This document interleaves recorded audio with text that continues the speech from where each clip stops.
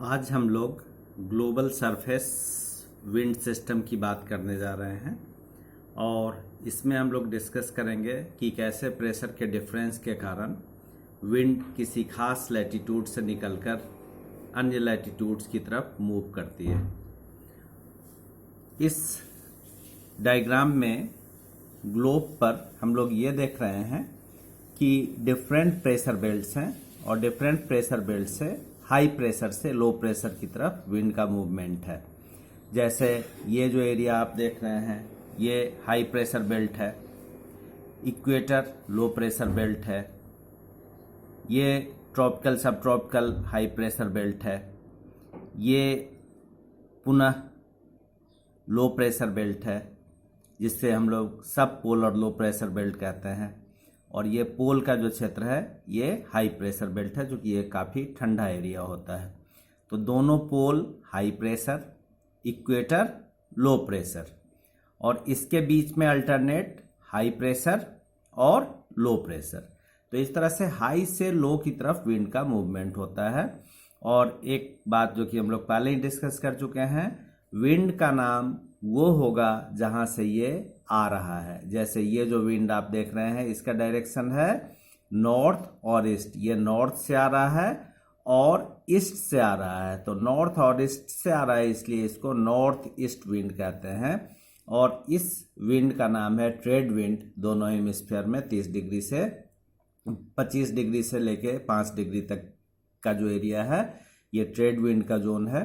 और इस trade wind या व्यापारिक पवन वाला जो जोन है इसमें इसे हम लोग नॉर्दर्न हेमिस्फीयर में नॉर्थ ईस्ट ट्रेड कहेंगे और इधर इसे साउथ ईस्ट ट्रेड कहेंगे। चूँकि ये साउथ और ईस्ट से इसका ओरिजिन है इसलिए इसको साउथ ईस्ट ट्रेड कहेंगे।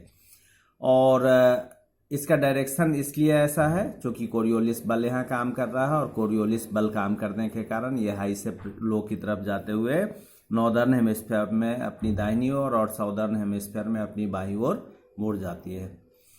ये जो बीच में 5 डिग्री नॉर्थ से 5 डिग्री साउथ का जो इक्वेटोरियल बेल्ट है ये काफ़ी लो प्रेशर का बेल्ट है। यहाँ विंड का चलना ऑलमोस्ट नहीं होता है। दोनों तरफ से जो विंड यहाँ पहुँचता है वो यहाँ आने के जस्ट 5 डिग्री तक पहुँचते पहुँचते ऊपर उठने लगता है। और ऊपर उठने के कारण ये जो 5 से 5 डिग्री नॉर्थ से 5 डिग्री साउथ तक का जो एरिया है ये इक्वेटोरियल लो या डोल्ड्रम की कहलाता है, जहाँ विंड का मूवमेंट ऑलमोस्ट नहीं है। यहाँ विंड का मूवमेंट है लेकिन वर्टिकल मूवमेंट है और विंड यहाँ पर ऊपर उठती रहती है। और इस ऊपर उठने के कारण यहाँ पे एक रेनफॉल होता है। ठीक है, प्रत्येक दिन यहाँ पर बारिश होती है और इस बारिश के कारण इक्वेटोरियल एरिया जो है ये सबसे ज़्यादा बारिश वाला क्षेत्र कहलाता है। इसमें ये तो आपका ग्राउंड पे आप इस तरह का मूवमेंट देख रहे थे। जब ये विंड ऊपर उठ रहा है तो ऊपर उठ करके ये पुनः सब ट्रॉपिकल हाई की तरफ जाता है और 25 से 30 डिग्री नॉर्थ के पास आने पर और 25 से 30 डिग्री साउथ आने पर यह नीचे सिंक करता है। और सिंक करते हुए ये जो एरिया आप देख रहे हैं 25 से 35 डिग्री के बीच का, यहाँ पर अनवरत विंड ऊपर से नीचे आ रहा है। इधर वाला भी पोलर फ्रंट वाला भी ये वाला सेल से भी नीचे आ रहा है, इस सेल से भी नीचे आ रहा है। इसलिए अनवरत यहाँ हवा नीचे उतर रहा है। इसलिए 30 डिग्री नॉर्थ और 30 डिग्री साउथ का जो एरिया है उसमें हमेशा हाई प्रेशर रहता है, पहला कारण। और दूसरा कारण, चूँकि पृथ्वी पश्चिम से पूरब की तरफ घूमती रहती है और उस घूमने के कारण क्या है कि ये सेल बनता है, इस सेल के कारण यहाँ पर हाई प्रेशर बनता है। तो चूंकि ये गति के कारण से पृथ्वी के घूमने के कारण है, रोटेशन के कारण है, इसलिए इसको डायनामिक फैक्टर के कारण उत्पन्न हाई प्रेशर बेल्ट्स कहेंगे। अब यहाँ चूंकि हाई प्रेशर बेल्ट हुआ तो इस ट्रेड विंड के बाद यदि हम जाते हैं तो दोनों ही क्षेत्र में नॉर्दर्न हेमिस्फीयर में और साउदर्न हेमिस्फीयर में वेस्टर्लीज का जोन है। वेस्टर्लीज क्यों नाम है इसका? क्योंकि ये इसका जो ओरिजिन है ये वेस्ट से है, पश्चिम की तरफ से ये हवा आई है, इसलिए इसका नाम है वेस्टर्लीज। लेकिन इसको और प्रिसाइज यदि हम कहें तो ये जो वेस्टर्लीज है ये वेस्ट से और साउथ से आई है, तो इसलिए इसका नाम है south westerly wind. Northern hemisphere में ये विंड कौन सी बहती है? South westerly. हालांकि ये नॉर्दर्न हेमिस्फीयर में है। और ये जो साउदर्न हेमिस्फीयर में है, ये जो वेस्टर्ली बन रहा है, इसका डायरेक्शन है वेस्ट तथा नॉर्थ, इसलिए इसका नाम है नॉर्थ वेस्टर्ली विंड। तो ये नॉर्थ वेस्टर्ली और ये साउथ वेस्टर्ली विंड है। मोटे तौर पे इसको हम लोग वेस्टर्लीज के नाम से जानते हैं, क्योंकि इसका फेमस नाम वेस्टर्लीज या पछुआ पवन है, क्योंकि ये पश्चिम से पूरब की तरफ मूव करता है। अब हम लोग इसके डायरेक्शन को देखें तो ये तो है ग्राउंड में डायरेक्शन इसका, और इस ग्राउंड के डायरेक्शन में हम क्या देख रहे हैं कि ये हाई प्रेशर से लो प्रेशर जोन की तरफ ये मूव कर रहा है, और मूव करते हुए जब ये ऑलमोस्ट 60 डिग्री या 55 डिग्री के आसपास पहुंचता है तो पहुंच करके ये ऊपर उठने लगता है, असेंडिंग है, और असेंडिंग होने के कारण ये ऐसे मूव करते हुए फाइनली सब ट्रॉपिकल हाई प्रेशर के पास सिंक करता है। यदि इसमें हम यहाँ पर देखें तो इस वाले जोन में यानी 30 डिग्री नॉर्थ और 30 डिग्री साउथ में जहाँ एयर फॉल कर रहा है या सब्सिडेंस हो रहा है, वहाँ एटमॉस्फेरिक प्रेशर हाई होगा और क्लाइमेट ड्राई होगा। तो यहाँ भी ड्राई क्लाइमेट है, यहाँ भी ड्राई क्लाइमेट है। क्यों हुआ ऐसा? क्योंकि यहाँ पे विंड सिंक कर रहा है। लेकिन यदि यहाँ पर आप देखें दूसरी जगह पर, ये 60 डिग्री के आसपास, तो यहाँ पर एयर हमेशा ऊपर की तरफ उठ रहा है। ऊपर की तरफ उठने पर उसका तापमान कम होगा, हवा ठंडी होगी, ठंडी होने से उसमें संघनन की प्रक्रिया होगी, बादल बनेंगे और वहाँ वेट क्लाइमेट होगा। तो इस तरह से 60 डिग्री नॉर्थ और 60 डिग्री साउथ वाला जो ये जोन है ये क्लाउडी है। यहाँ पर बारिश ज़्यादा होती है, और बारिश इसलिए ज़्यादा होती है कि यदि विंड ऊपर की तरफ उठ रही है तो वह ठंडी होगी और वर्षा कराएगी। यहाँ पर ये जो सेल है, इस सेल का नाम हेडली सेल है और इस सेल का नाम है फेरल सेल। चूँकि फेरल महोदय ने सबसे पहले इसकी जानकारी दी थी, इसलिए फेरल सेल के नाम से जाना जाता है। ये हेडली महोदय ने इसकी जानकारी दी थी, इसलिए हेडली सेल के नाम से जाना जाता है। तीसरा जो है वो सेल बन रहा है यहाँ पर, और ये जो सेल है इस सेल पर आप देख रहे हैं कि 60 डिग्री नॉर्थ और 60 डिग्री साउथ का जो ये एरिया है, यहाँ पर ये लो प्रेशर का जोन है। जो पोल है 90 डिग्री नॉर्थ और 90 डिग्री साउथ, ये हाई प्रेशर का जोन है। तो इस हाई प्रेशर से लो प्रेशर की तरफ विंड का मूवमेंट होता है। ये तो है ग्राउंड पर मूवमेंट, धरातल पर मूवमेंट। यहाँ पर आने पे ये ऊपर उठा और ऊपर आने पे पोल के पास ये धीरे धीरे सिंक कर रहा है, सब्सिडेंस हो रहा है। तो यहाँ पर भी सब्सिडेंस यदि हो रहा है तो कैसा क्लाइमेट होगा? Dry climate. जहाँ भी विंड का सब्सिडेंस है ड्राई क्लाइमेट, जहाँ भी विंड का अपलिफ्ट है, ऊपर उठ रहा है, वहाँ पे वेट क्लाइमेट। तो यहाँ दोनों ही पोलर एरिया में, नॉर्थ में भी और साउथ में भी विंड जो है वो यहाँ नीचे उतर रही है, इसलिए यहाँ पर ड्राई क्लाइमेट होगा। और ये जो एरिया है इसको हम लोग पोलर ईस्टर्ली कहते हैं। ये जो विंड है ये ईस्ट से आ रही है, इसलिए पोलर ईस्टर्लीज का नाम इसका है। तो विंड बेसिकली 3 तरह का आपने देखा, पहला ट्रेड विंड, दूसरा वेस्टर्लीज और तीसरा ईस्टर्लीज। यही पैटर्न साउदर्न हेमिस्फीयर में सेम टू सेम है, और इसका नाम इसलिए दिया गया क्योंकि जिस डायरेक्शन से वो आ रहा है वही उसका नाम है।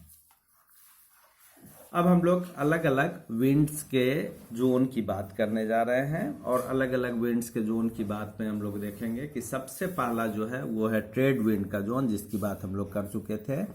ये जो एरिया आप देख रहे हैं 25 डिग्री नॉर्थ से 25 डिग्री साउथ तक का, ये पूरा एरिया जो है वो मोटे तौर पे ट्रेड विंड का जोन है, एक्सेप्ट 5 डिग्री नॉर्थ और 5 डिग्री साउथ तक का।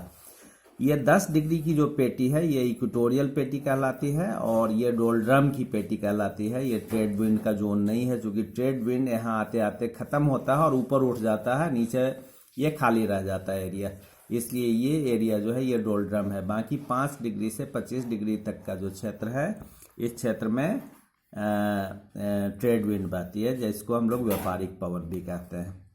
ट्रेड विंड जहां मर्ज करता है उसको ITCZ कहते हैं, इंटर ट्रॉपिकल कन्वर्जेंस जोन। जहां पर भी 2 तरह के विंड आकर के मिले, मर्ज करें, तो वो कहलाएगा ITCZ, inter tropical convergence zone. यहाँ पर इक्वेटर है जो कि एक idealised inter tropical convergence zone है, लेकिन सीजन में बदलाव के कारण, मौसम में बदलाव के कारण यह समर में काफ़ी उत्तर की तरफ खिसक जाता है और विंटर में काफ़ी दक्षिण की तरफ खिसक जाता है। आइडियलाइज्ड वे में सिर्फ 5 डिग्री नॉर्थ या 5 डिग्री साउथ तक, जिसको थर्मल इक्वेटर कहते हैं।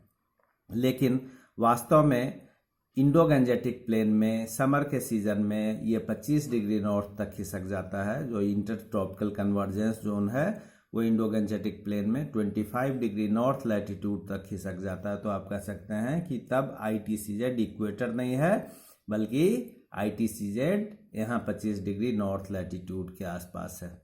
तो जहाँ पे ITCZ होगा वो सबसे ट्रफ एरिया कहलाएगा, लो प्रेशर का जोन कहलाएगा। वहाँ विंड चारों तरफ से वहाँ आके मिलेंगे और फलस्वरूप वहाँ ज़्यादा बारिश होगी, वहाँ ज़्यादा क्लाउड कवर रहेगा। नेक्स्ट जो है वो है सब ट्रॉपिकल हाईज। सब ट्रॉपिकल हाई में आप देख रहे हैं कि ये जो एरिया है ये सब ट्रॉपिकल हाई प्रेशर का बेल्ट है। दो बेल्ट है उसके, एक तो नॉर्दर्न हेमिस्फीयर में 30 डिग्री, यहाँ दूसरा साउदर्न हेमिस्फीयर में 30 डिग्री। 30 डिग्री का मतलब कह सकते हैं 25 to 35 degree north and south latitude.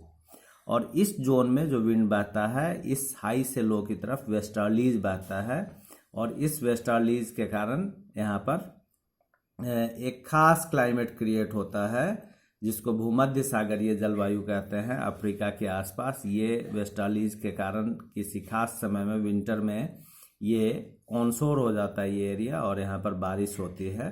तो ये है पोलर विंड्स जो है वो पोलर एरिया में बहता है, ध्रुव से उपध्रुव की ओर, और इसलिए इस कारण से इसको पोलर विंड के नाम से जाना जाता है।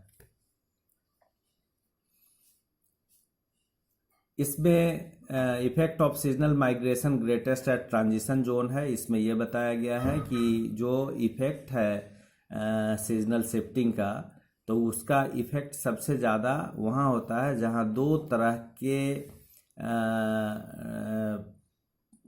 तरह का क्लाइमेट मिक्स हो रहा है, जिसको ट्रांजिशन जोन हम कहते हैं।